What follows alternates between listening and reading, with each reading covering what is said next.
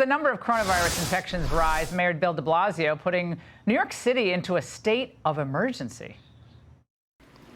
In light of all those changing realities, it is time now to declare a state of emergency in New York City, where over 500 people would gather, parades, rallies, concerts, sports events, professional conferences, etc. We'll now no longer have gatherings, and I unfortunately suspect that will be a number of months.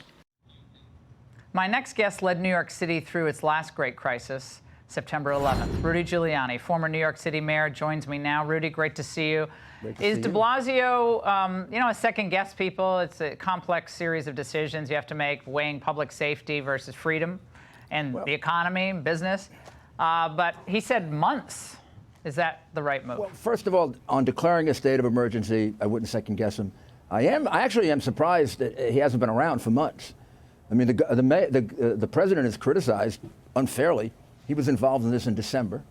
De Blasio was, I guess, sleeping, which is what he usually does. The governor, I actually wrote a note and a tweet praising the governor for getting on top of this 4 or 5 weeks ago. I didn't see de Blasio at all. When we had West Nile virus in New York City, I held a press conference the next day on a Saturday and held a press conference every single day until we got control of West Nile virus. The governor didn't have to come in and take over. This guy's like 4 or 5 weeks late.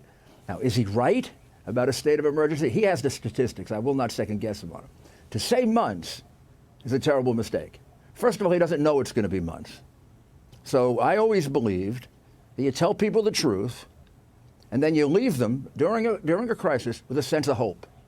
So on September 11, the worst day in the history of the city, I finished it by saying that then people in New York are going to come out of this, and they're going to come out of it stronger.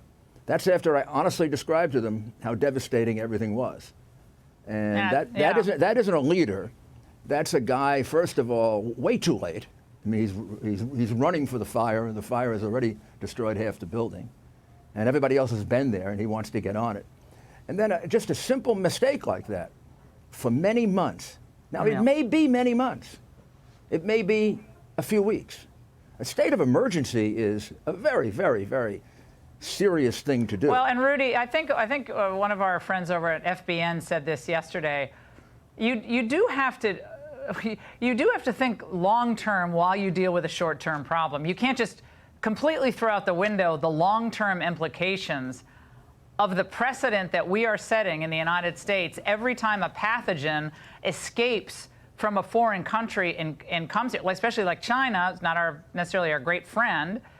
That everything is going to shut down in the United States. I mean, it's a weapon that becomes a weapon in and of itself to someone with bad motives. That's what I'm concerned about. It's one of the reasons why I tried very hard to get New York City awake again right after September 11th. You bet. I wanted to say to the terrorists, hey, you can't come here and we can take some risk.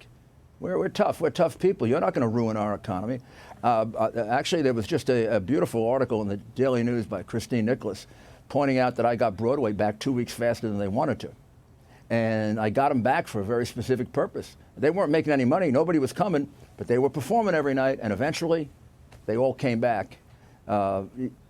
Yes, leadership requires giving people a balance. You got to give them what they need to be safe, but you also have to give them what they need to be realistic and hopeful. De Blasio blew it in 2 ways. First of all, he's too late. Nobody's going to listen to him. We made that point. All right, okay. And number 2, I know I made it, but I just made it one more time. Sorry. I know, but it was cable TV, Rudy. You're not on my old radio show. You can talk for an hour, all right? But Rudy, they're saying that this is worse than 9/11. People like Joe Scarborough, people are saying, like John Meacham, the esteemed biographer. I've always liked John Meacham, but now he's speculating that this could lead to a depression. Well, how does he know that? Exactly, but this is what's sending people to the grocery store to buy 100 pallets of water. There's no way to know whether it's going to lead to a depression, whether in some ways there are going to be conflicting things that actually help the economy and the money that's put into health care and everything else. A lot of people overestimated 9/11. I did. I overestimated the estimate. The estimate that I made of losses was 3 times what it turned out to be because I didn't consider all of the relief work that was going to be done that pumped up the economy and created jobs in other areas. So these are predictions that These are predictions that are made from We need the political facts. bias. Yeah, They're not made from intelligent thinking. They're made from we political need bias. transparency and facts and hope. And And- sometimes, every now and then, some humor. I think we need that too. And a lack of pandering and prayers. would be good. Yeah, Rudy, thank you so much. It's great to have you on tonight and great to see you tonight. Thank you.